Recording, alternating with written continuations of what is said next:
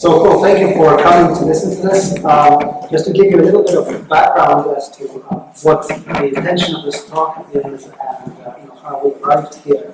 GStack is a software company. We're based in Cambridge, in the UK. We've been doing what we're doing for about 10 years. And before I get into the meat of the talk, two general words. First is I want to start with a bit of thanks. And the thanks is that in this talk I'm going to share some learnings, and these learnings came through really deep, long-term collaborations with our partners. And we've been lucky to work with some really leading institutions and large life science enterprise. And I'm not going to go into any detail about these projects.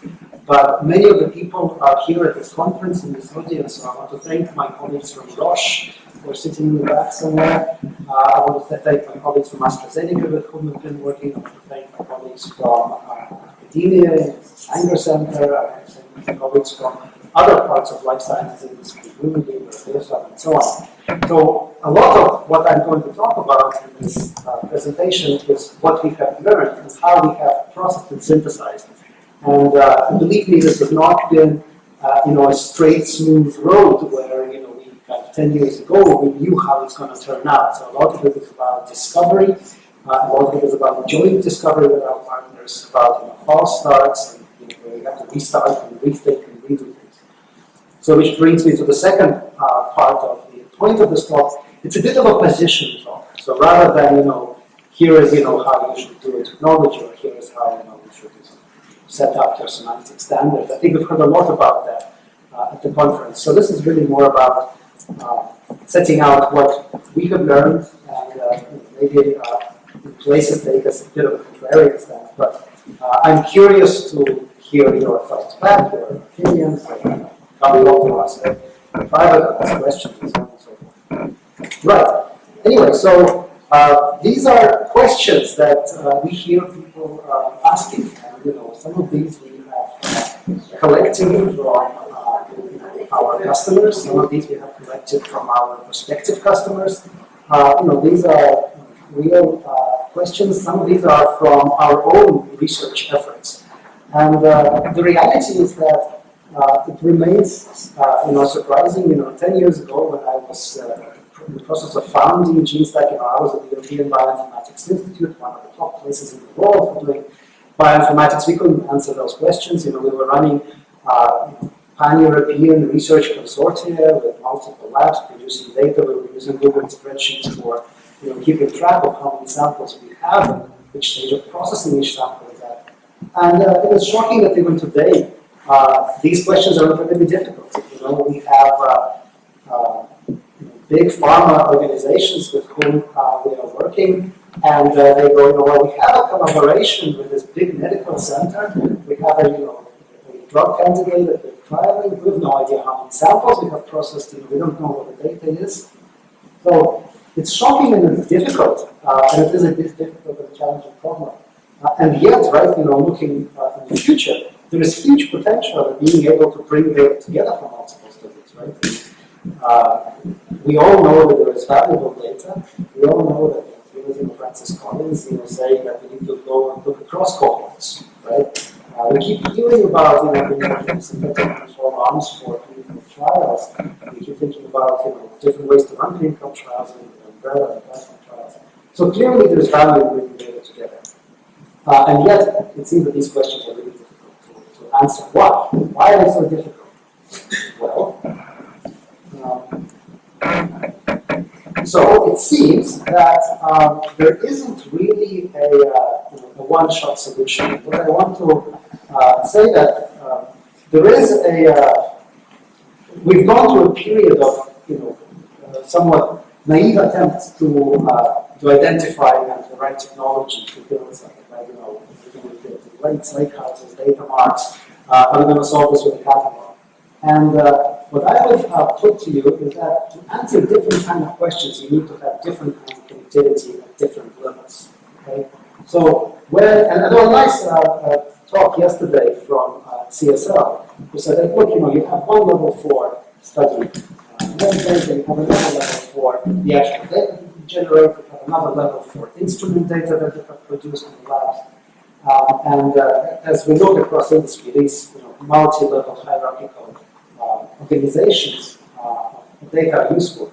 But at each level, you need different kind of technological approach. So you may need to have a catalog, right? But a catalog that is aware of the logic of what is going on, not a catalog of files or tables and databases, but a catalog of samples, a catalog of studies. It may be represented by records in the database, it may be represented by outputs from an API elsewhere. To build a system that can answer deep questions based on how many data types, you need to have a deep search. You need to be able to index into these data. So it's not just a simple data catalog. And then, of course, for any of it to make sense, as we heard just in the previous talk, you need to have a lot of semantics, you need to have a lot of curation investment, you need to invest into vocabularies and so on and so forth. Right.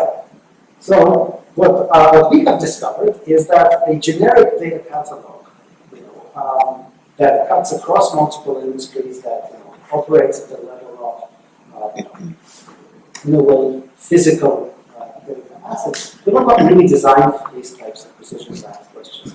They have a role to play, but we need a more specialized solution. Right. And of course, this specialized solution at the end of the day is meant to accelerate the challenges that the data sciences and the data teams are facing every day now. And you don't need to go very far for this. Here is a basic research dogma where you have an idea, you plan an experiment, and this may be a computational experiment. And these ideas are easy to come up with, right? Just simply being able to ask the questions about the initial slides. There's your idea. You want to have, you want to test a hypothesis. Let's look at all of my patients, stratify them by age, and see what does my response look like. So it can take a minute to come up with this idea. Okay, if you have a bit more of a structured process, maybe you'll spend a few days designing and thinking about the statistics. So, but this process is variable and can be quick. Okay, you've got an idea, let's say you got your data together, and then you test your hypothesis and you get some results back. Now, on this last step, there's a lot of innovation here, right? And we have really amazing technology that allow us to do on-the-fly analytics. This has been exploding from, massively parallel computations, memory, GPU accelerated linear algebra, all sorts of AI, short learning. So lots of stuff can be done here. You can accelerate this. But then, I said, you got your data together. This part remains the problem. This part is as hard today as it was 10 years ago. It's as hard today as it was 20 years ago when I got into this industry. And, yesterday we heard it from an example from Novo Nordisk where you said that, somebody was searching for data that they knew existed for 6 months. And we see this all the time. We go elsewhere and we discuss an exciting scientific idea, and they start scratching their heads. Yes, we have an experiment. I know, and this knowledge is locked in people's heads and in emails. And I think it pains me that we are not moving fast enough. So what do we need, right? So we need the ideal scenario here. We need a single point of truth where a data scientist or a data team can go, and they can find out what data they have, right? And then within this place where they can get to the data, there are mechanisms that will deliver data into their data science environment. Okay? So because I think everybody will have, there's a lot of variety in different data science environments. There isn't going to be just one. But you do need to have one place where people can go to get their data. So that part of it to me is really important. So in order to do this, what kind of steps do we see are needed? So we have broken this down into essentially 3 steps. So that's what we have been building with our partners over the last years. So the first step is that you need to, you do need a catalog of the data. You do need to take care of the data. So you do need to plug into semantic standards. You need to work with topologies. You need to create a logical catalog of your assets, and by second, this logical catalog needs to be domain aware. We are working in life sciences. we're dealing with patients, we're dealing with samples. So those objects need to be represented. We're dealing with studies, we're dealing with cohorts. So the system needs to be aware of these entities, and we need to be able to build a template to reflect the reality of the organization. At the same time, you do need some flexibility, because what we see is every research organization, while dealing with this set of entities, has differences. You approach it differently in one versus another. So you do need to build in some flexibility. Then we need to build a really deep index, because if all you know is that yes, we have this many samples, you can maybe filter them by phenotype, you can filter them by indication, you can filter them by source. Then if you cannot ask questions, what kind of variants are present within those, what kind of, if you have imaging data, you have some features in it. If you cannot filter by those, then you've only got half the answer. You cannot get to the over. So we think we need to build a deep index, and you need to bring multiple indexing technologies, because it's not going to be a one technology. And once you've done that, then you need to really invest into pushing data out in many different ways. So we see that you need to really get on the development of good programmatic interfaces that interact with as close to native form with data science environments that people use. So if you're using R, then you should be pushing R objects. If you're building, if you're dependent on Spark, you need to be working with those systems that you can push out and get your best. If you're working in Python, you need to be pushing out Python data. So you need to have, on the one hand, language independent, high quality APIs that people can plug into so that they can interact with systems that we don't know about, but if there are common use systems, you need to be able to plug into those. And then you've got yourself an easy way to build a formal builder if you need to, a catalog, APIs, you can build a GUI on top of it. It's easy to push data out into discovery sciences, and you can actually collect data in bulk from machine learning. And that's the approach that we have been taking with our partners. So just to give you a flavor of what this looks like. So we have these APIs. Now we can set up catalogs. So this is what our study browser looks like. So you set up the templates. You say, okay, well, we've got samples. That's what the sample attributes must look like. And the terminology must come from this ontology source. And you set up mechanisms to bring data in. So you've got multiple studies. And you have one single catalog of studies and samples in one place with a flexible search interface. On top of it, we have an index. You can start searching for it. Now that we have this, it's easy to build out all the other things. You can build out a cohort builder, you can start producing reports. And so now these things are not just one big integrated application. You can start building little apps that sit next to it that integrate and retrieve data from the APIs. You can then say, well, I want to search for all the samples that I have. I want to identify samples by interesting set of attributes. I want to say this query, here's my virtual cohort. Cover across multiple samples, multiple studies that I have, and then I want to build a report. So this can be a report that's just based on a slice of data, but you can also say, actually, I want to push all of this into an analytical notepad, and I want to write some Python code to explore it. So if you have that, then you can do fun things. This is just an example of an internship that we ran this summer. The idea of can you actually accelerate and get through the boring stuff of collecting data and start doing fun things? Yeah, so turns out you can if you have good data. So in this case, an autoimmune. So we had a person. So this was 3 months from start to finish. Kelsey, she was remote. She joined us from Harvard. She got to get us data and provide the data on the autoimmune diseases, nice, collective integrated that provided data on pathway organizations. So she applied some machine learning techniques. But the idea is that, okay, it's just a test example. We wanted to build up some of this power. But it was so easy to get going that it really, I think, makes a substantial difference to how an organization works. So let's get to the summary of where I'm going. So this is where we are today. So as a vendor, we don't aim to provide a full research enterprise solution to end-to-end, but we think we provide a really important critical part. We integration, cataloging, and search. You can plug into multiple sources of data, different storage media, S3, that comes from public, it's coming in from the news system, data pipelines from a technology service. Our goal is to really just increase the effectiveness of data teams.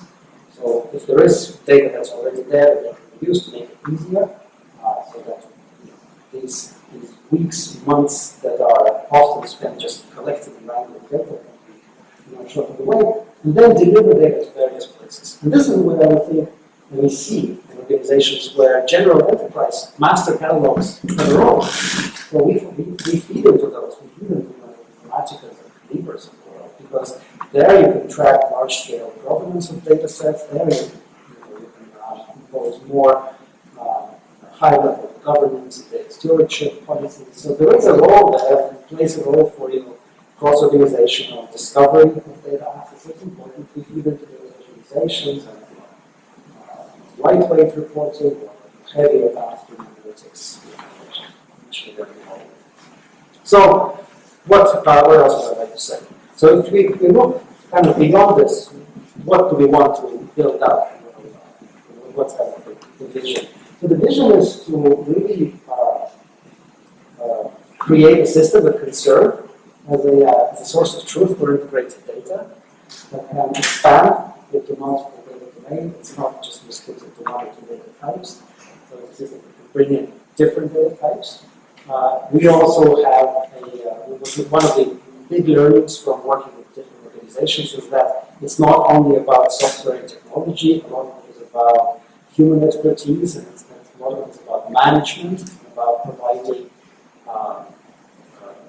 the right skills for getting there. So we have a professional services part of our organization where we can help out with data modeling, we can help out with configuration, we can help out with data integration, we can help with simply managing the process of setting this up. Because for many organizations, the vision, the drive is there, but where do you start? How do you get people to align on a set of metadata models? There's a lot there. There are parts where we don't necessarily build ourselves, but we bring in the right partners. We work with existing technologies, so we run the tool and the workflows. So, but all of this needs to be well integrated and really play with each other. Really nicely. So anyway, so this is our long-term vision. This is what we are moving towards. As I said again, I want to thank. So I want to thank all the companies that we've worked with. I've got just a few goals that we've been doing, maybe proud to have contributed to these organizations. And with that, I'm going to wrap up. I'm happy to answer questions. If you want to know in more detail what we do with our partners, come to us. I can make the introductions. A lot of stuff I can talk about, there's stuff I can talk about, but one thing that I found in general that people can be really friendly and they're happy to share experience. And come talk to us if you don't have a fast and speedy way to. Thank you.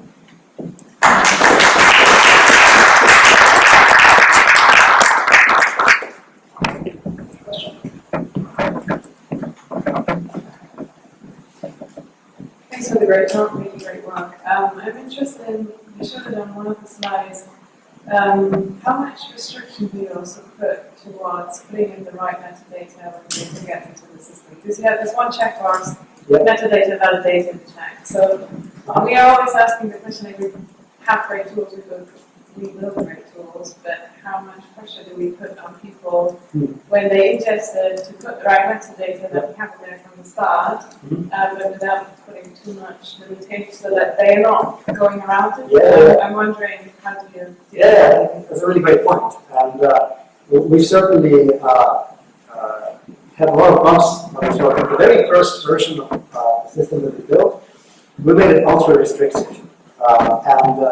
we had a really rigid model, and we were, like coming out of academia, we were obsessed with good data. We were thinking that, we wanted data to be really clean or not there at all. But then at some point, we realized you cannot get any data into the system. It's very nice, but it exists in a vacuum. So the philosophy really should be, permissive on ingestion, restrictive on the way out. And so the way that we can set up, you can have multiple roles within the system. You can have, curator roles who can ingest any kind of data.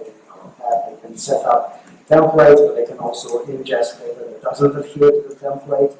They can ingest data with attributes that are not defined in the template. All of that is fine. You can get data in. Okay.